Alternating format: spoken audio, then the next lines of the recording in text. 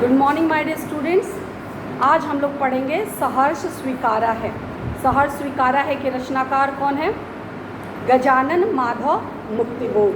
सो आइए अब हम लोग इस कविता का जो पहला काव्य खंड है वो पढ़ते हैं। जिंदगी में जो कुछ है, जिंदगी में जो कुछ है, जो भी है सहर्ष स्वीकारा है।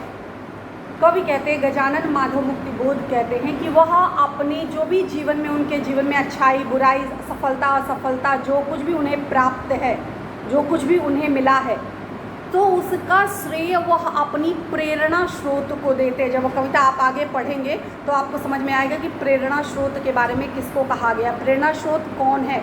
कौन है जो उन्हें मोटिवेट करता है, कौन है उन्हें जो प्रेरित करता है, कौन है उन्हें जो है उनके जीवन में आत्मबल प्रदान करता है, वह उस कार्य को करने के लिए कौन है जो उन्हें प्रेरित करता है।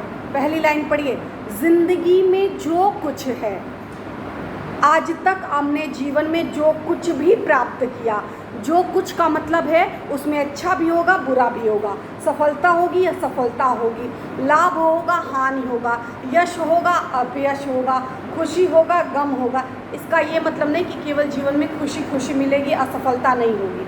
तो जीवन में जो कुछ भी है, जो भी है का मतलब इस बात पर जोर दिया गया, अपनी बात को और ज़्यादा प्रभावी बनाने के लिए, अपनी बात को और ज़्यादा स्पष्ट करने के लिए, आपका भाव विज़न जो दृष्टि हो क्लियर हो कि जीवन में जो कुछ भी है, चाहे सुख चाहे दुख, अच्छाई चाहे बुराई, यश चाहे अपयश, प्रसन्नता चाहे विषाद, जो कुछ भी आपके जीवन में सहर्ष स्वीकारा है। कैसे स्वीकार करना है? खुशी खुशी, सहर्ष। सौ माने सौ उपसर्ग है, सौ माने साथ, हर्ष माने खुशी के साथ। जीवन में जो कुछ भी आपको प्राप्त हो, जो कुछ भी मिले, जो कुछ भी आपके नियत में निर्धारित हो, भाग्य में जो भी डिसाइड हो, उसे आप सहर्ष स्वीकार करिए। क्या होगा? सहर्ष स्वीकार करना और सहर्ष न स्वीकार करना, यानी अफसोस के साथ उस दृश्य को या वह उस बात को स्वीकार करने से क्या होगा? जब आप किसी भी घटना को, किसी भी जीवन में सफलता असफलता को जब आप सहर्ष स्वीकार करेंगे, तो तब आपको वह जो दृश्य होगी, वह घटना होगी, सफलता असफलता होगी, खुशी गम होगा, वह आपको और ज़्यादा मजबूत बनाएगा, आपको अंदर और ज़्यादा ताकत देगा। जब आप किसी चीज़ को खुशी के साथ स्वीकार नहीं करोगे तो वह आपके लिए अधिभार बनेगा, वह आपके लिए एक बोझ बनेगा। आपको पता है पढ़ना है, आपको ऑनलाइन एग्ज़ाम देना है, सो उसके लिए आप अगर आप प्रैक्टिस नहीं, भगवान पहले वाला अच्छा था, लिख लेते थे तो काम बन जाता था। तो जब करना तो आपको पड़ेगा ही पड़ेगा, लेकिन जब आप उसको खुशी के साथ करोगे तो वह काम आपको इन्जॉयमेंट लगेगा, रुचि आनंददायक लगेगा, आप उसको खुशी से स्वीकार कर सकोगे और अच्छे ढंग से करोगे। लेकिन जब आप उसको भार समझोगे, खुशी से स्वीकार नहीं करोगे, तो आपके लिए भार के समान, अधिभार, मतलब एक तो आपके कार्य की जिम्मेदारी है आपके ऊपर, आपके जीवन में जो आपको जिम्मेदारी as a student, as a जो अपने as a son, as a daughter, जो भी आपकी रिस्पॉन्सिबिलिटी है वो तो है ही। उसके साथ साथ जब आप किसी कार्य को भार समझ लोगे तो वो आपके लिए एक्स्ट्रा बर्डन हो, अधिभार होगा। समझ में ये बात? जब आप किसी दृश्य को, किसी बात को जब आप खुशी खुशी स्वीकार नहीं करोगे तो आपके लिए अधिभार बन जाता है। इसलिए कवि ने उस बात, किसी भी बात को सहर्ष स्वीकार करने की प्रेरणा क्यों दी है? क्यों कहा है किसी भी बात को सहर्ष स्वीकार करिए? क्योंकि इसलिए कि जो कुछ भी मेरा है, जो कुछ भी मेरा है, चाहे असफलता हो चाहे सफलता हो, खुशी हो गम हो, हर्ष हो विषाद, जो कुछ भी मेरा है वह तुम्हें प्यारा है, उसमें तुम्हारा प्रेम प्राप्त है, उसमें तुम्हारा संबल प्राप्त है, उसमें तुम्हारा आत्मीयता प्राप्त है। अगर मैं आज असफल हूँ, उस समय भी तुम्हारा मेरा हाथ थामने के लिए तुम वहाँ पर खड़े हो, मौजूद हो।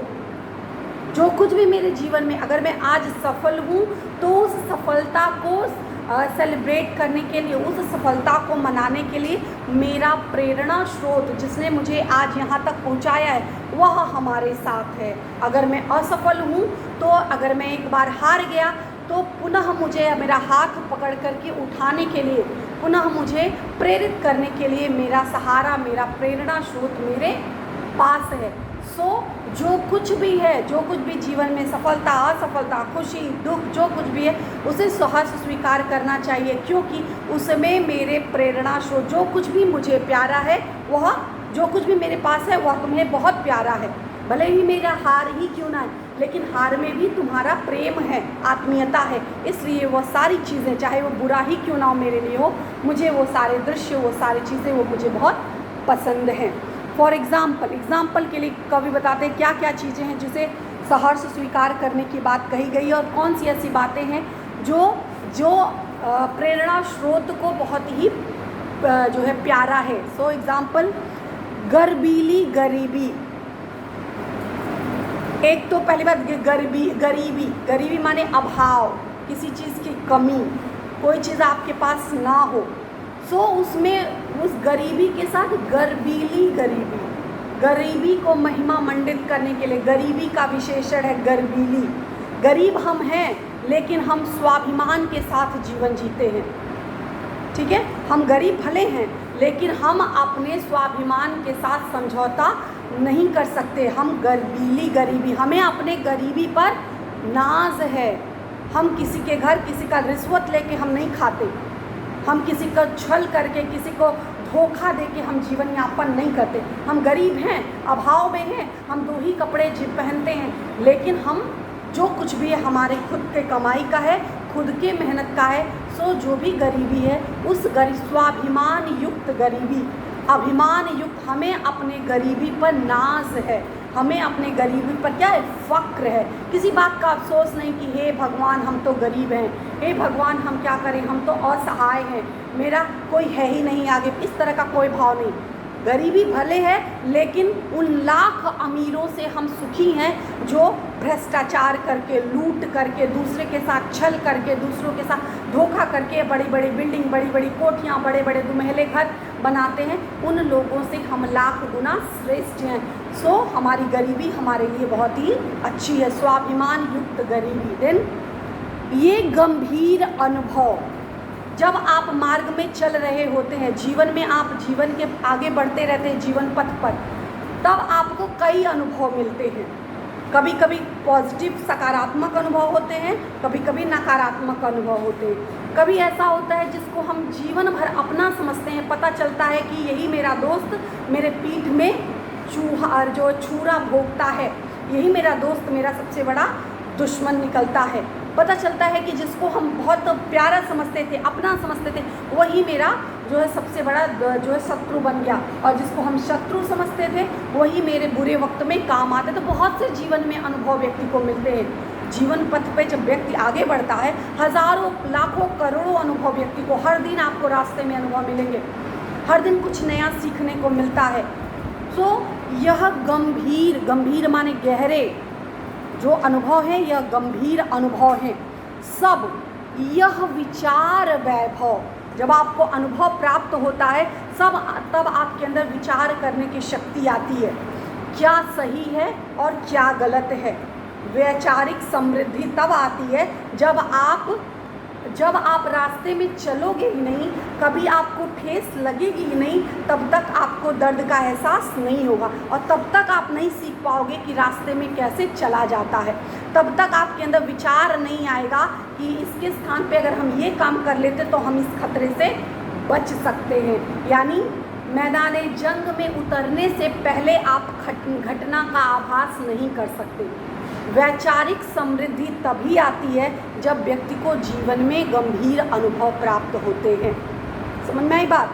तो जो भी गंभीर अनुभव, दृढ़ता, व्यक्तित्व की दृढ़ता, हम जीवन पथ पर चल रहे हैं, हमें सफलता असफलता जो कुछ भी मिल रही है, उस सफलता असफलता में कभी कभी हम भावुक होते हैं, कभी हमें अत्यधिक रोमांचित हो जाते हैं, कभी कभी हम क्या होता है, ऐसा लगता है कि भाव विभोर हो गए, और कभी कभी लगता है कि हम हतोत्साहित हो गए, अब हमसे कुछ नहीं होगा, और हम हथियार वहीं डाल देते हैं। तो कभी हम जो कुछ भी करें, हमारे व्यक्तित्व में दृढ़ता होनी चाहिए। हमने एक बार ठान लिया सो ठान लिया, हमने एक बार प्रण कर लिया कि हमें ये काम करना है सो करना है। सो जो भी हमारे व्यक्तित्व में दृढ़ता तभी आएगी जब हम असफलता सफलता को पहचानेंगे, जब हम विचारों की गंभीरता को समझेंगे।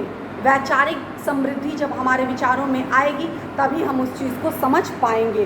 तो क्या हो गया कि दृढ़ता की बात, व्यक्तित्व की, व्यक्ति की दृढ़ता, भीतर की सरिता, भावनात्मक, भावनाओं की नदी, भावना रूपी नदी, भावनाओं की नदी, हृदय में सरिता है, नदी है, प्रेम है।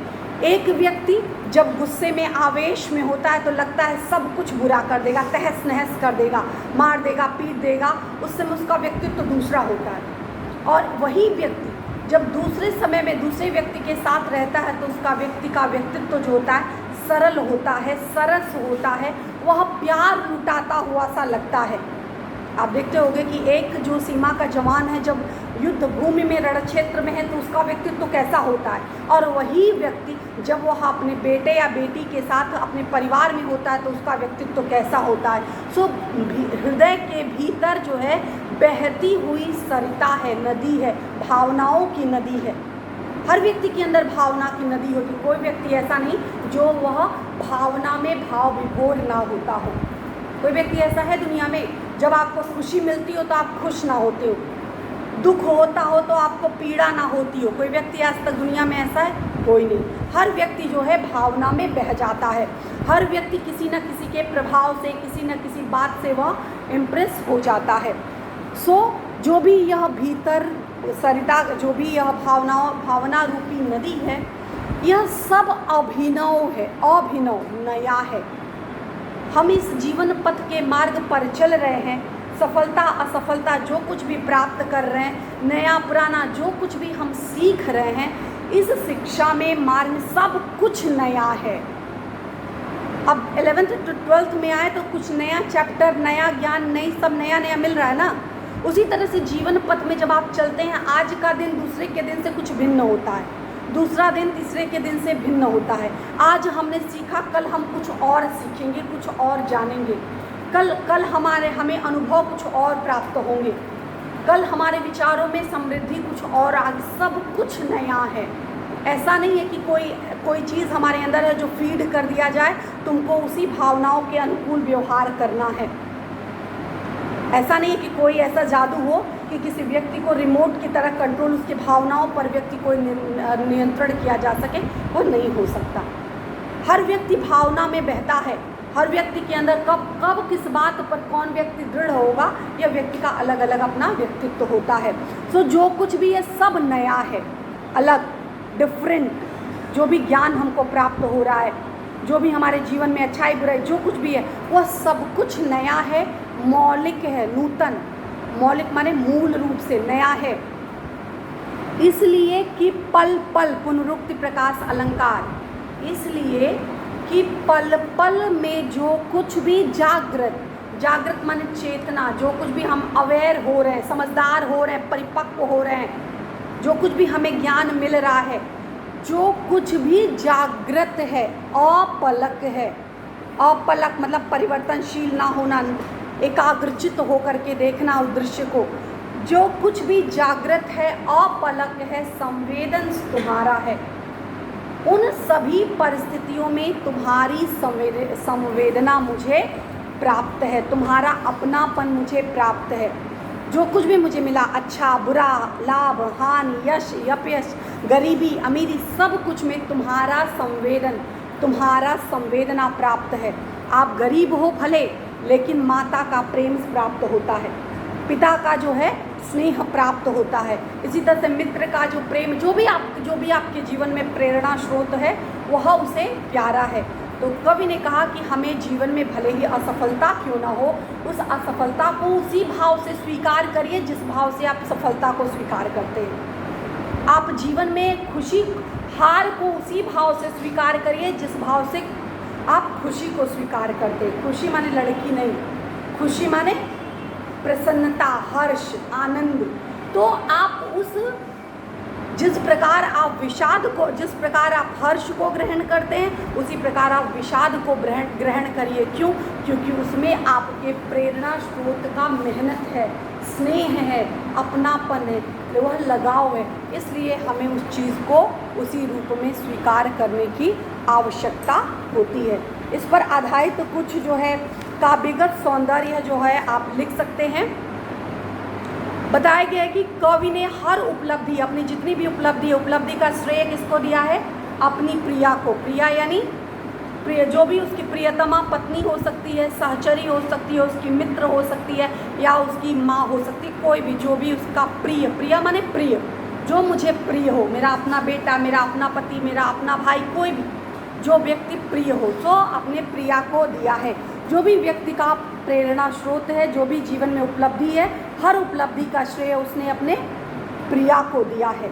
देन संबोधन शैली में संबोधित किया गया है अपने प्रेरणा स्रोत को। क्यों मैं सब चीज़ को स्वीकार करता हूँ? क्योंकि उसमें तुम्हारी संवेदना है, तुम्हारा प्रेम है, तुम्हारा अपनापन है, इसलिए मैं उस चीज़ को एज इट इज़ स्वीकार करता हूँ। विचार वैभव, विचार रूपी वैभव, अंडरलाइन कर लो, विचार रूपी वैभव। देन भीतर की सरिता, विचार रूपी वैभव, भीतर की सरिता, रूपक अलंकार का प्रयोग किया गया है। विचार रूपी वैभव, भीतर की सरिता में रूपक अलंकार का प्रयोग किया गया है। पल पल, पल पल में पुनरुक्ति प्रकाश अलंकार का प्रयोग किया गया है। सहर्ष स्वीकारा है, गर्बीली गरीबी, विचार वैभव, वर्ण की आवृत्ति के कारण अनुप्रास अलंकार है। देखो, सहर्ष स्वीकारा स, गर्बीली गरीबी ग ग, र ब, वर्ण की आवृत्ति, विचार वैभव व वर्ण की आवृत्ति के कारण अनुप्रास अलंकार है। नेक्स्ट, खड़ी बोली का प्रयोग किया गया है, यह शुद्ध खड़ी बोली है। देन मुक्तक छंद है, यह मुक्तक छंद, इसमें छंद और जो वर्ण और मात्राओं की गणना नहीं है, मुक्त है। गर्बीली गरीबी, गरीबी को महिमा मंडित करने के लिए गरीबी शब्द का प्रयोग किया गया है। सो यह इस प्रकार पहले पद्य खंड की व्याख्या थी। Thank you.